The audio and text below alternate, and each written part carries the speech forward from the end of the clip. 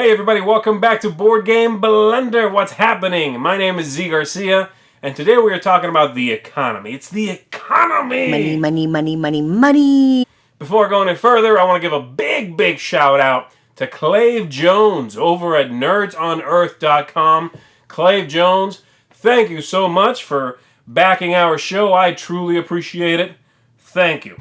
A couple of pieces here of business to take care of. Our Essen show is going to be on Thursday at Essen. And if you want to get a ticket for that, you just got to swing by our booth, which is going to be in Hall 7. And we'll be giving out those free tickets till they run out, basically. So swing by and grab yourself some tickets to that. We'll have a lot of fun there. Promo packs. The ones we've got left are available at Cool Stuff Inc., so check them out.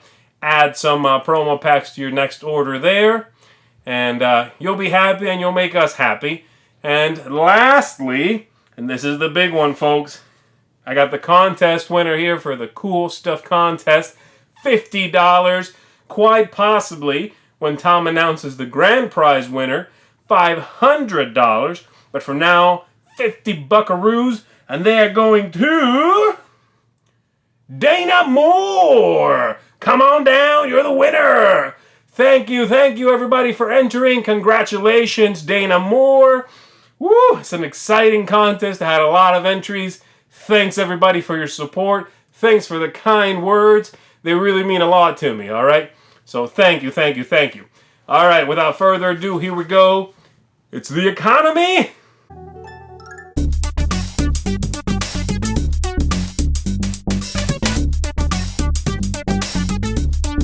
Hey guys, Tiff here, and this week we're talking about economic games, which made me realize I don't play a whole lot of economic games with my board game club kids. For Sale probably counts, but since I've already talked about that one, this week I'm just going to talk about one of my favorite economic games, Mars Needs Mechanics. Mars Needs Mechanics is a slick market manipulation game by Ben Rossett and Nevermore Games. It plays in 45 minutes with 2 to 4 players and has a somewhat pasted-on steampunk theme. In the game, players represent engineers competing to be the most efficient in collecting sets of components and building steampunkish mechanisms, with the ultimate goal of having the most cogs or money at the end of the game. You start off with a mere 30 cogs and 2 scrap metal. The game board is set up with each component at a value of 5, which will change throughout the game. The mechanisms that you'll be able to build are laid out, along with a market of 8 components available for purchase. You really only have 2 choices on your turn: buy one of the components from the market, or pass. Building or breaking down a mechanism is always optional. If all the players pass 2 rounds in a row, or all of the market cards have been purchased, the round ends. Each time a component is purchased, its token is moved to the front of the order line. Once the round ends, the value of each component is adjusted based on its position in that line. After the component values are adjusted, you can sell sets of 3 or more components. For example, if I sell 4 gears which are at a value of 7, I would receive 28 cogs. Scrap metal can be used as a wild card to complete sets, but it always has a value of 0. Rounds continue like this until the component cards run out, each player trying to buy low and sell high, speculating on how the market will change from round to round. When it's all finished, the player with the most cogs wins the game. The reason I love Mars Needs Mechanics is because on its surface it seems so simple. The rules are very easy to learn, but the strategy's deeper and more subtle than you might think on first glance. Figuring out the timing is tricky, which encourages multiple plays.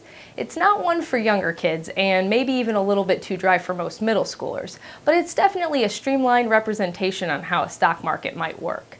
If you're looking for a brainy economic filler, this one fits the bill perfectly. Check it out, and I'll see you back next time. Come on! Oh, hello and welcome back to the only review segment that respects your busy lifestyle. Today, I'm going to be reviewing Sky Tango. Just as soon as I could. Just come on!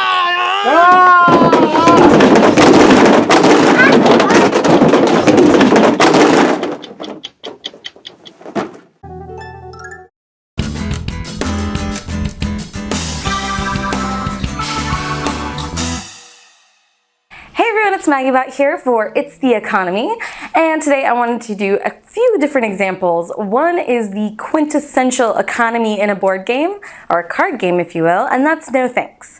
No Thanks is more of a traditional card game, but in it you want to not get points. It's golf. So the fewer points you have, the better. Cards are going to get flipped up in the middle of the table, and if you don't put a chip on them, you're going to take the card in front of you. If you do put a chip on it, it'll pass to the next player.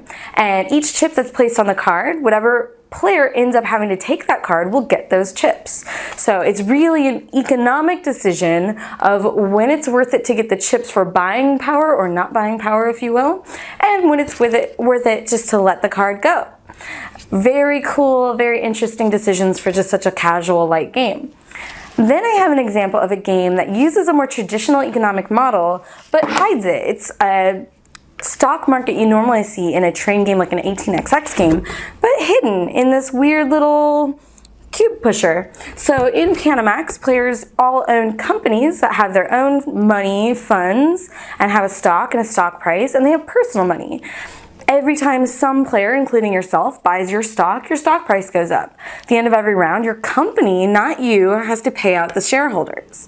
When they can't pay out enough, your stock will fall. This is a huge amount of points in the game and really, really important. So it's kind of hidden in between this like kind of pick up and deliver game. Really cool concepts here with economies. And the last one I'll show you, and this is one of the funniest ones I've ever played, is Greed Incorporated. Greed Incorporated is from Splatter Games, and in it, you're trying to kind of reimagine Wall Street, if you will, and you want to inflate your company and get it cool assets and make it very popular, and then tank it.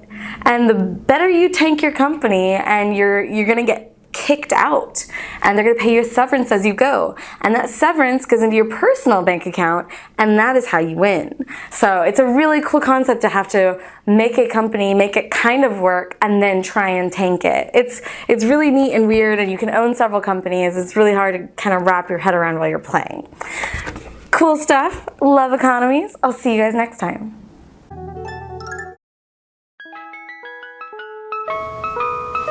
Give me some money for some ice cream. Wait, that's not real money.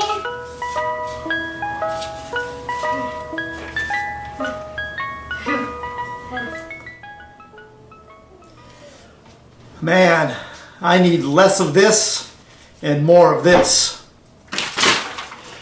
Hello friends of the Blend, and welcome back to Retro Board Game Corner. Today we're talking about a game called The World of Wall Street, designed by NBC, yes, the television company, and published by Hasbro. This game was published in 1969 and in a bookshelf format, because I guess they think that if this is sitting on your bookshelf with all your books, it'll be a little bit more sophisticated. Let me set this up and show you how it works. This is a 2 to 6 player game. Every player will start the game out with $10 million. These are 24 cards that represent 24 days on the stock market. Each one has a different headline on it, which will manipulate the day's stock, whether they go up or whether they go down. So at the beginning of each turn, you will flip over one card and put it down on the holder there.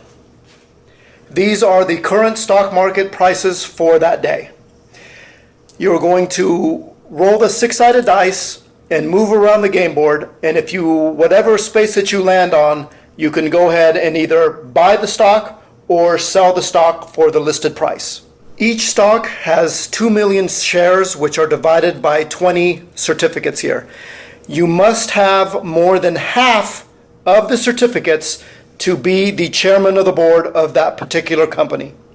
When you flip over a card, if there is a green box on the card, that means that everybody who owns that particular stock must sell it before the end of their turn. If it is a red box showing, only the person that has corporate control must sell all that stock for the listed price before the end of their turn. You will continue to flip over cards until all 24 cards are gone. The person that amassed the most money wins the game. This game is great fun, especially when you make the right decision and your stocks go up, and it's also quite entertaining when your opponents lose a bunch of money. Well, that's all the time I have for now. Is that the ice cream man that I hear? I gotta go. Oh yeah, may your rolls be high.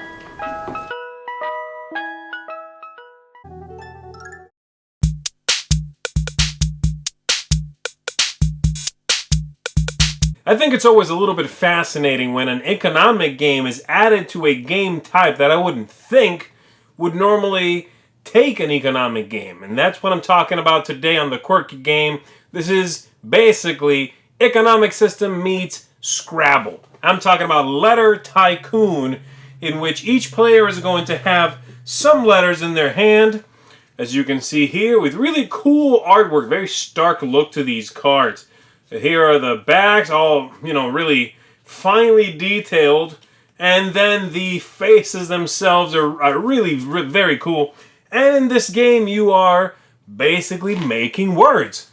That's pretty straightforward. But besides that part, which is the obvious part of a game like this, here comes the interesting part. These little cards are one whole set of the alphabet, every letter. And you can, when you make a word, get some money, depending on the length of the word. And the money in this game is really cool. It's these nice wooden tokens. And they are just great quality, nice and thick. They work very well. You have the $1 and the $3 here. And in this game, when you make a word, you get some money. The trick is you can buy a letter if it's a letter you used in the word you just made and it's still available. And when you buy a letter, you are patenting that letter is the idea. It's your patent. And so, for example, I could buy the S for $6. And the S is now mine. And from now on, anybody who uses the S, which is my invention, well, I'm going to get some money from the bank because it's my letter. And therein lies the rub. In this game, you are buying letters. You are hoping other people are going to use your letters. Some of the letters even have special powers. Like this B is only $2, but it says that you earn double money if your word begins and ends in vowels. Very cool. And that's really it. It's a fairly obvious game with one really cool twist. And I think it works extremely well in this game. It's quirky. It's certainly a weird game, especially if you try to explain it to people that are used to Scrabble, Upwards, that kind of game. But it just works. And it's a quick game. It's interesting. You are trying to get a certain amount of these stocks. And if you do so and then you count up your money, you have the most money, you are the winner. That's pretty much it. If you guys like word games at all, and if you want a little economic system thrown in there just for good measure, you gotta check out Letter Tycoon. I think it's awesome. Check out this Quirky Game.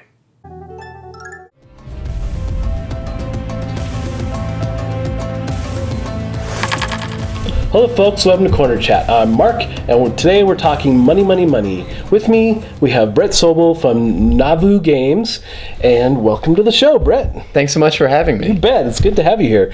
So, Stockpile is your financial game, right? Why a financially themed game for your first published game?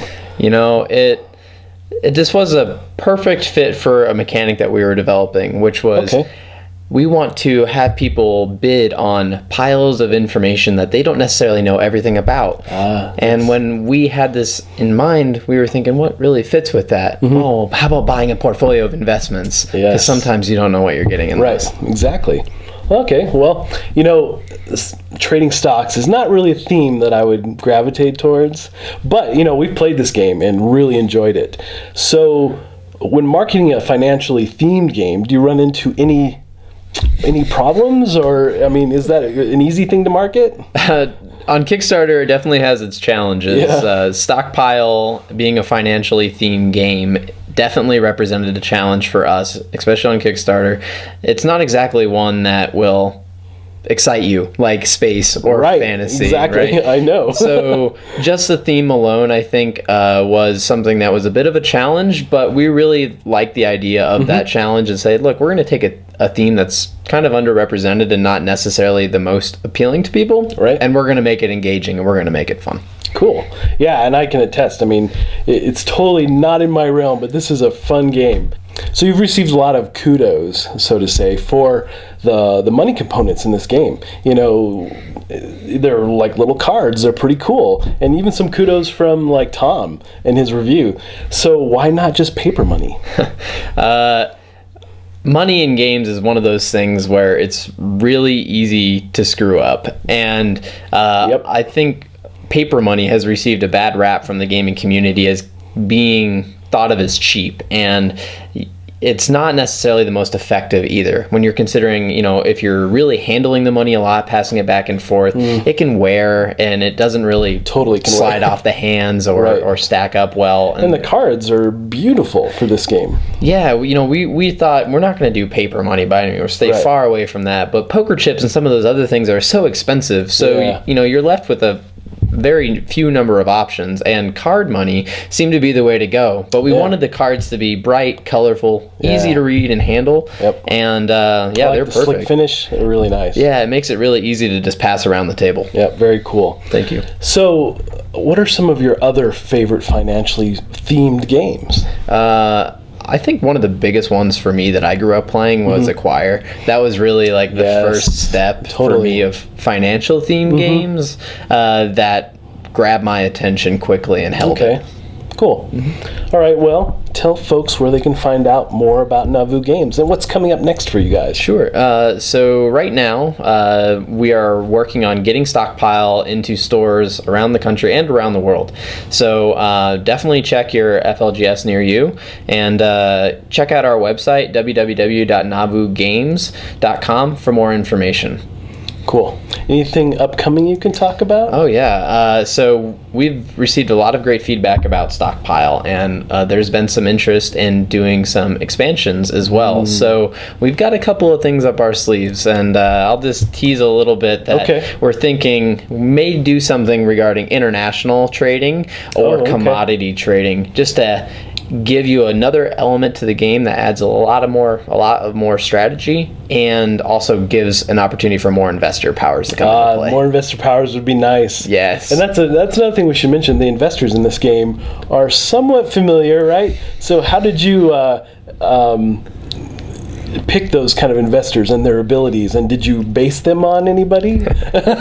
So Stockpile and the investors were really meant to be sort of this parody of insider trading, and we thought, what a better way than, you know, can we capture some great personalities in the realm of finance or in business and bring those characters to life in a parody and in a fun and engaging sort of way that people be like, oh, that looks familiar, and it might make them pick up the box rather than, you know, I think this kind of goes back to one of your second questions was, you know, how do you make this theme approachable? And by kind of applying some of the humor from these characters, we it were definitely able to shows do that. through. So it's absolutely very cool. So yeah, we were coming up with them and just basing them on, you know, some loosely based personalities in the real world. Cool. Well, thanks for being on the show today. It was great to have you here. Thank you so much, Mark. Yeah, really appreciate it. You bet. And thank you folks for watching. And until next time, we'll see you at the table.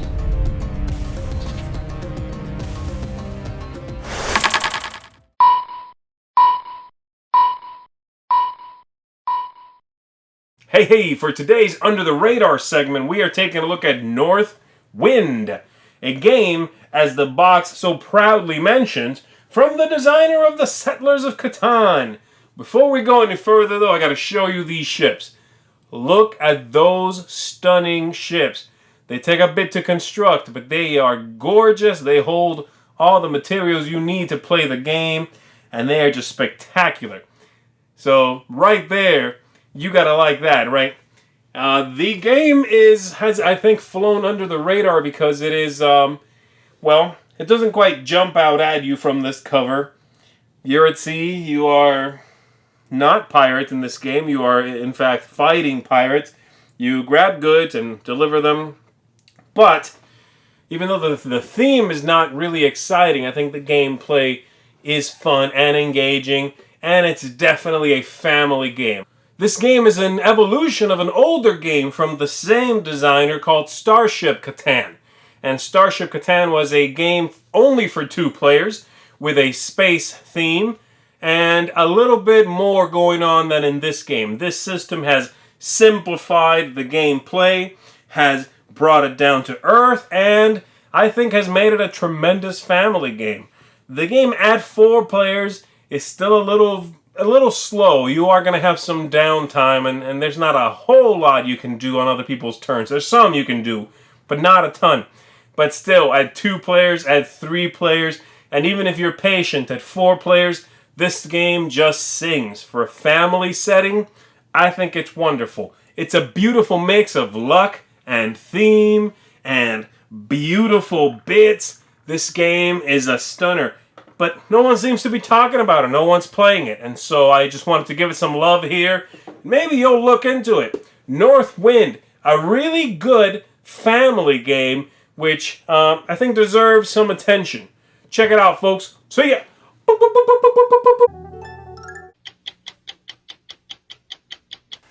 Welcome back to the only review show that blah blah blah. Reviewing Sky Tango! It's neat!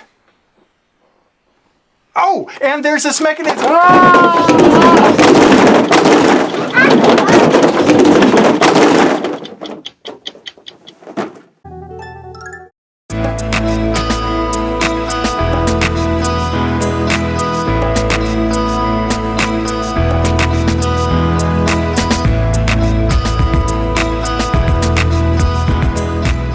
Hi, it's Würfel Reviews. I'm Ilya. And I'm Alina. And today we're going to talk about Oh, wait. I have some business to do. Bye. What? What do you mean it's stuck? I have shareholders meeting tomorrow. Yes, I have lots of dividends to pay. What do you mean warehouse is full? No. You know how much does it cost to hold goods in the warehouse? It's your job, sir.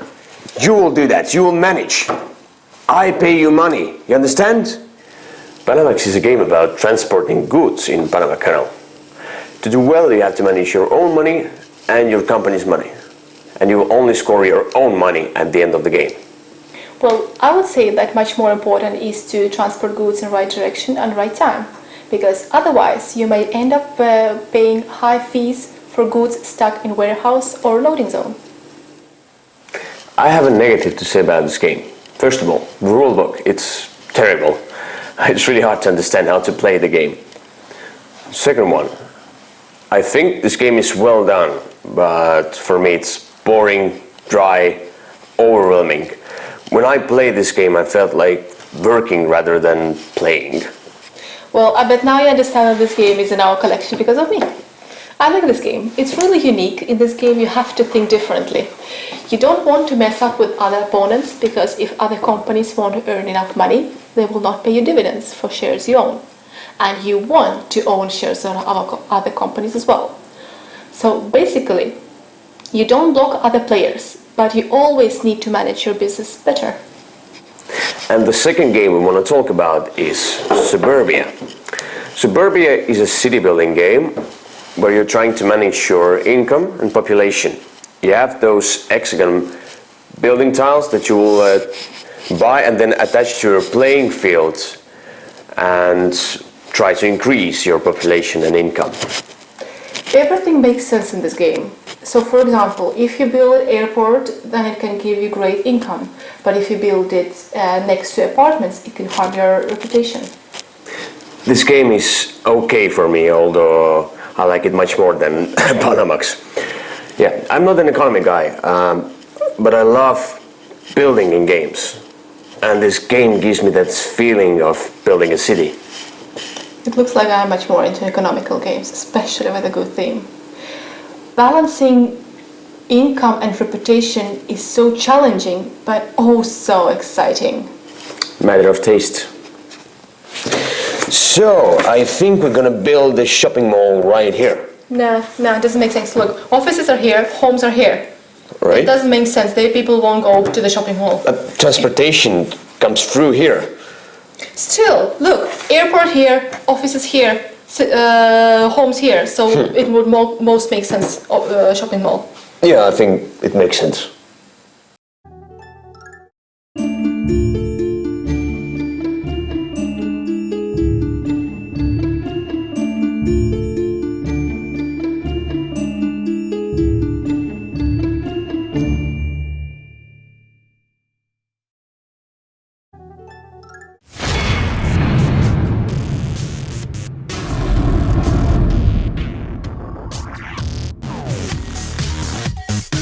Hey friends of the blend, now I don't have many games that use the economy, but I have the notable exception of Small World, where you get to use gold to buy items from a tech tree to upgrade your people and... Are you seriously going to try to explain the rules to Small World again? Do you not remember what happened in episode 5? Yeah, Daddy. Oh.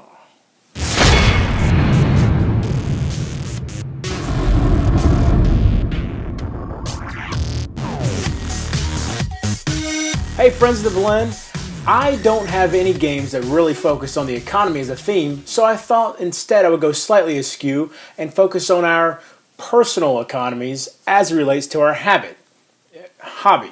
I've been in the hobby for about 3 years, but I've only truly begun expanding my collection in about the past year and a half. Now I know myself and my obsessive personality, so when I began to expand my collection, I put a pretty strict budget on myself to prevent overspending. If I hadn't, my collection probably would look something like this, but my home would probably be more similar to that of the bird lady from Home Alone 2. Thinking about all this got me wondering where I stand compared to similarly addicted gamers. So I went to that most sacred of places where all board game addicts congregate, the Dice Tower Guild on BGG. The first question I asked was what sort of budgets people set for themselves. Out of 402 people who responded, the largest portion, just over 24%, said they budget themselves to $50 to $99 a month. Add those people to everyone who spends less than they do, and just over 65% of people budget themselves to less than $100 monthly. Also of note is that a little less than 1 in 5 people that responded said that they don't set a budget for themselves at all. One BGG user pointed out, though, that no budget does not equal excessive spending. He pointed out that he generally orders games in large quantities, but only a few times a year. If you look at what he spends in a year, it actually breaks down to roughly $66 a month. The second question I asked was if there was a maximum amount of money people would be willing to pay for a game.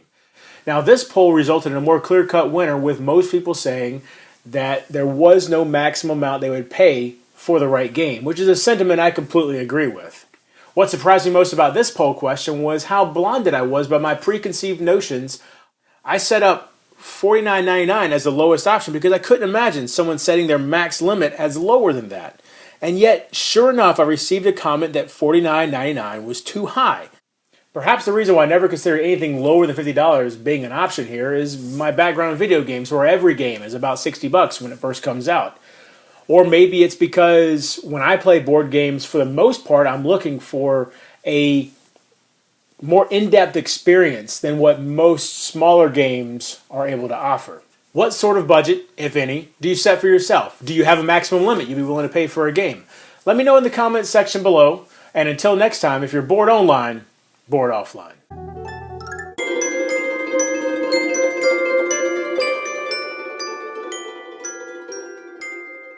My designer spotlight this week is on an oldie but a goodie. His name is Sid Saxon.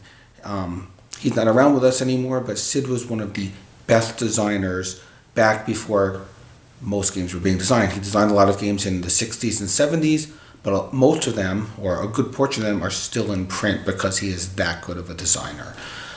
There's 2 games in particular I want to talk about today, since we're talking about economic mechanics, and that is Acquire and Bazaar. Both of them have a very different style for how you use the economy in it. In Acquire, what you're trying to do is you're trying to build up hotel chains and then merge them together. When you do that, you will get more stock shares in these hotel chains, which eventually become mega conglomerate hotel chains where you could cash in your stock at the end of the game for a lot more than what you paid for it originally. Very, very, very good game, Acquire. It's been made many times, from 3M to Avalon Hill to Hasbro.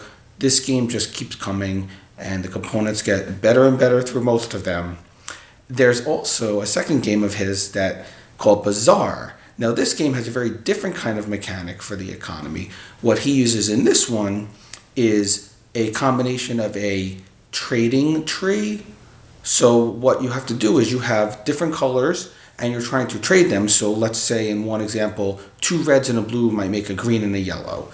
And then a green might turn into 3 reds or something like that. So you're trading in, you're trading in, you're trading in. And then when you trade these things, you're going to take them and you're going to turn around and buy merchandise to make money. But the trading and the way you trade and the way you see the different tech tree paths of trading, since every game uses different sets of trading cards, it really makes for an interesting game. So if you're looking for some great games, I would really recommend Acquire and Bazaar. Both really, really great games from incredible designer Sid Saxon.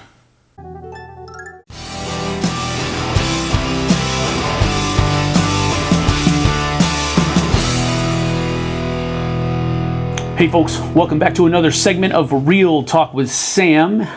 And as we're talking about economics, economies, and games that use different kinds of economies, that's not my wheelhouse, y'all. I don't really enjoy games that are mainly about economics and using this economy and that economy. And so I really had to kind of try to think outside the box on this one. And you know what? Roll with me on this one. There are a lot of games that use a certain kind of economy that is in my wheelhouse. Damage. Games that use damage as an economy to purchase victory. Hold on now.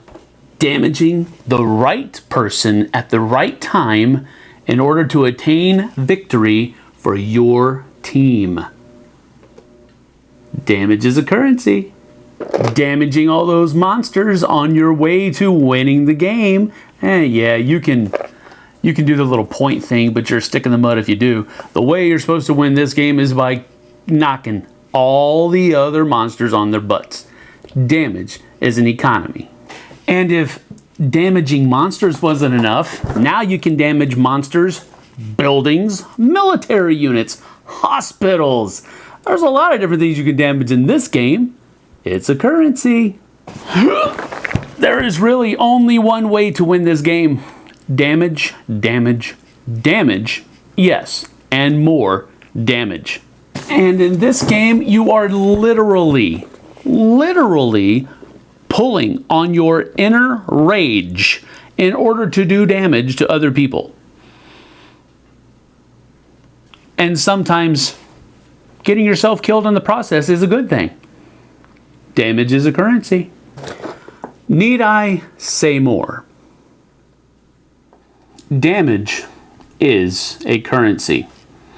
And I know there's a lot of people out there that are going, oh, he's just trolling people again. I can't believe it. I have to sit here and listen to all this rigmarole about damage being... It's not a... Damage is a currency in some games, folks. Of course, not all of them. But there are a lot of them that are. It is definitely currency in some games. Killing is my business, and business is good. Just trying to keep it real, folks. See you on the flip side.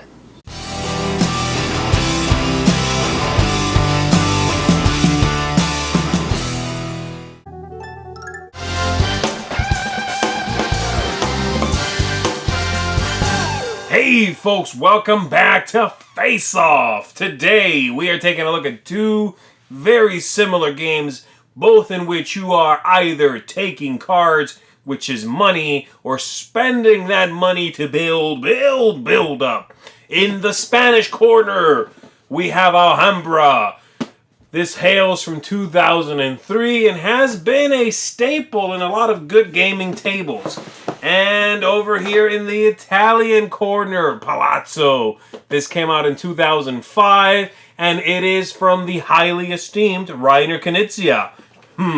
Who'll come out on top? Let's find out. The first and most artificial of my own biased categories, artwork. And I will say both of these games are fairly drab looking, but Alhambra's tiles are a little bit more colorful, pop just a little more than Palazzo's palaces. And so I'm going to have to give it to Alhambra for this one, for the artwork's just a little bit better than Palazzo, but really they're both fairly drab. There's a lot of grays, a lot of browns in these games. That's not really why you want to check these games out, though. Right now, this one's winning, but let's look ahead. Game length is our next category, and both of these games say 45 to 60 minutes. However, I will say Palazzo, especially with 2 players, is lightning fast. You're looking at 30 minutes here. So, I'm going to have to give the nod here to Palazzo. It's just a quicker game. That estimated game length, if anything, might overshoot a little bit. It's quick. You score 1s in the game. In Alhambra, you are going to do a lot more setting up of tiles, and you are scoring 3 times in the game. And so it's a little bit slower.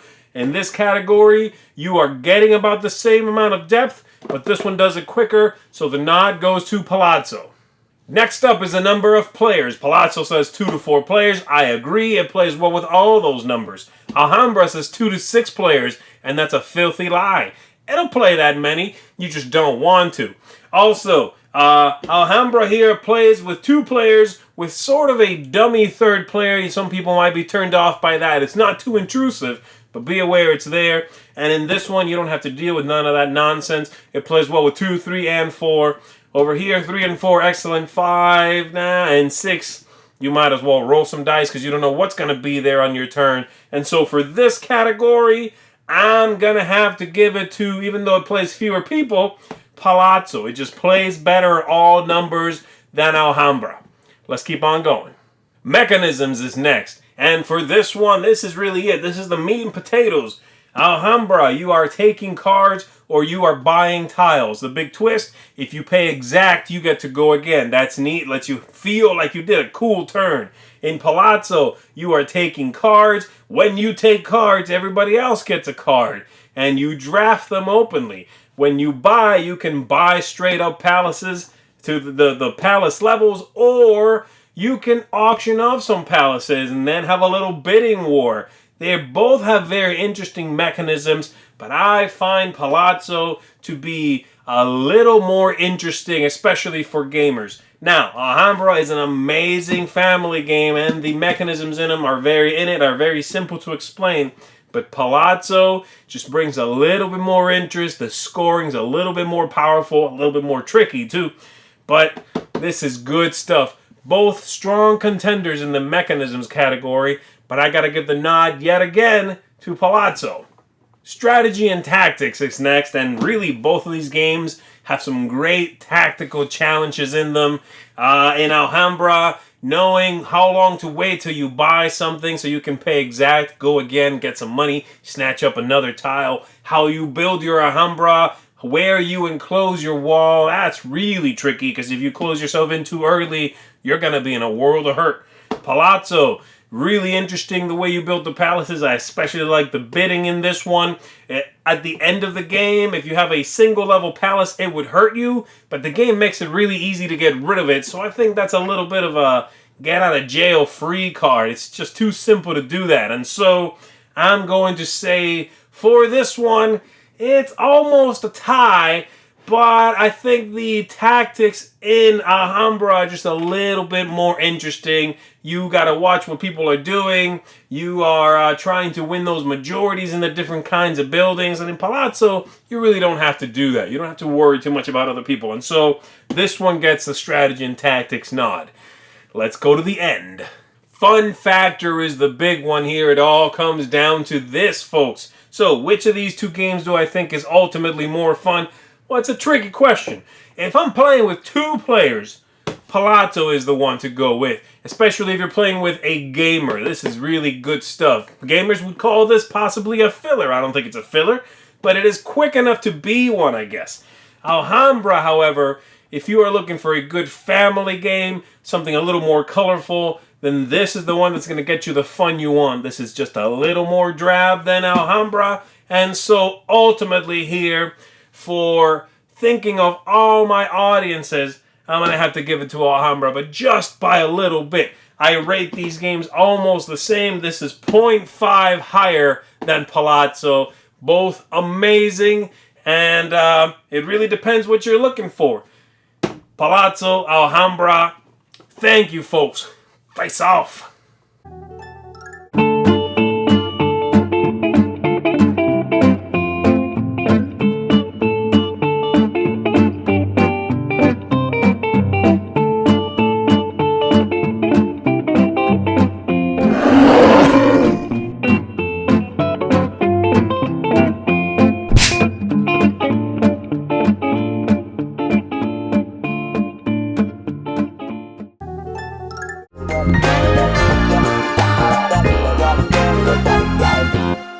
Howdy gamers, welcome to Buy, Try, or Deny. I'm Indiana John.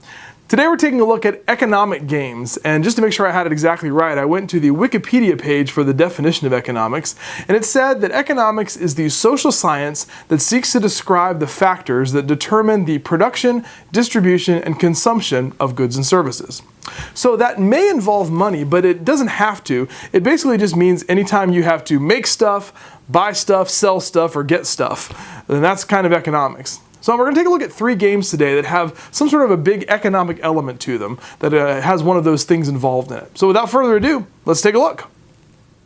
Today's buy game is one that I picked up at Gen Con 2015 in the math trade for Gen Con, and it's one that's been out for a little less than a year now, and that is Scoville, designed by Ed Marriott and produced by Tasty Minstrel Games. This game is about the economics of peppers, and you're sort of playing someone in a small town who is getting some basic peppers through an auction mechanic at the very beginning of the game, and then you're using those peppers to plant into the ground, and the board actually is a little field of peppers.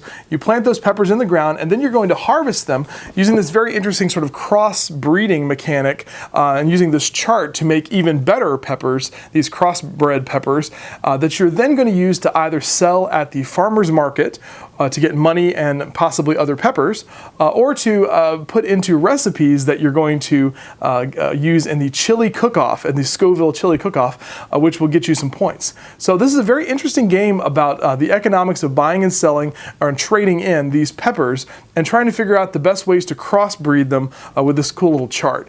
I find it to be very enjoyable, it's very engaging, great components, and it works with up to 6 players. And I think it actually works pretty well with 6 players. So I would highly recommend, as our buy this time, Scoville.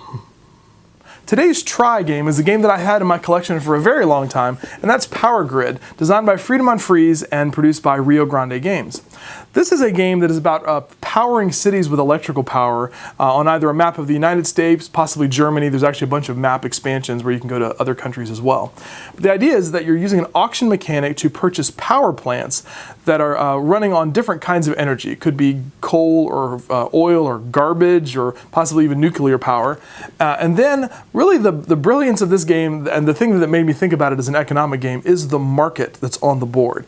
And all of the resources are laid out on the market, and as you take those resources, the price that they cost starts to increase. It actually just shows it on the board that as you pull those things off, you'll see the price increasing. And only some of them will get replenished at the end of the turn. So you have to be really strategic about where you want to be in the turn order to be able to get the things that you need at the prices that you can afford to be able to maximize your profit. Because then you're going to be building things on the board and then powering up your cities, and that's the way that you're going to get money, which is ultimately the way that you win this game. Now, this is a try game for me because I found that it doesn't really work in every group, and I find that folks that don't like auction mechanics really don't like the auction for the power plants. But I think that the market is still one of the most brilliant things I've seen in game design because it's just so intuitive and it makes so much sense. So this is, like I said, a classic. I would definitely recommend giving a try to Power Grid. Our Deny game today is one that I do not own, and I'll show you a picture of it here. It's Harbor, published by Tasty Minstrel Games, and which is ironically the publisher of our buy game Scoville as well. This is a worker placement game, a very small worker placement game, where you're trying to get resources and then sell those resources so that you can use the money to purchase cards, which will then be worth points at the end of the game. So that sounds like a pretty interesting little engine economically. The problem is with the market in the game. So every resource is worth a certain amount of money, and so you're trying to sell those resources, but anytime anyone sells a resource, the entire pricing structure completely changes and everything shifts around. So you may have been hoping to sell your fish for $5 a piece, and by the time it gets around to you, now it's only worth $1 a piece, and it's completely messed your whole strategy up. So I don't really like that feeling of trying to make even a small strategy in a game and then getting beat down every single time. And I just felt like that just made this game not any fun for me because I could never make any progress. And it seemed like almost a flip of the coin for the people that were making progress. So that one was a deny for me. So there's 3 economic games for you. Our deny game, Harbor, our try game, Power Grid, and our buy game, Scoville. So until next time, game on.